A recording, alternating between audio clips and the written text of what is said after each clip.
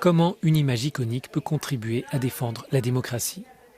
Le portrait réalisé par Jodie Bieber d'une Afghane mutilée par son mari a fait la couverture du magazine Time avant de devenir célèbre à travers le monde. L'artiste sud-africaine a remporté en 2011 le prix du World Press Photo, le concours annuel de la photographie de presse. Pour elle, réalité et symbolisme fonctionnent main dans la main. Je la regarde comme le symbole de la belle et la bête. Au premier regard, vous voyez la photo et vous vous interrogez.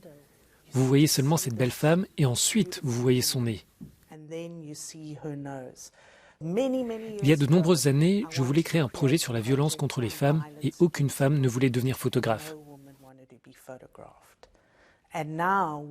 Et maintenant, les femmes se battent contre les violences à leur égard et mettent un visage sur ce qui leur est arrivé. Les femmes se font bien plus entendre qu'auparavant.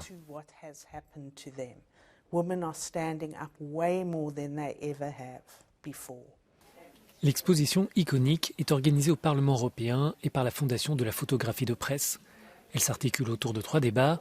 Ouverte depuis le 22 septembre, les organisateurs ont aussi invité l'Italien Pietro Masturzo, lauréat du prix en 2010, avec une photo sur les manifestations en 2009 contre le résultat des élections en Iran.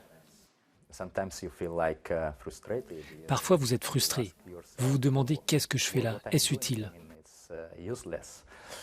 Mais ensuite, quand vous pensez aux discussions que vous pouvez faire des années plus tard, c'est une façon de défendre la démocratie.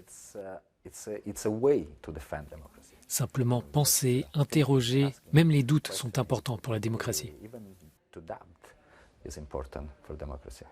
Créée en 1965, la Fondation World Press Photo ne se contente pas de décerner le prix annuel et d'organiser la tournée des photographes correspondants. Elle encadre aussi les futurs professionnels pour relever les défis à venir. Qu'est-ce que cela veut dire aujourd'hui être photographe pour la liberté d'expression face à la censure? Comment évoluer face à ces difficultés dans le travail?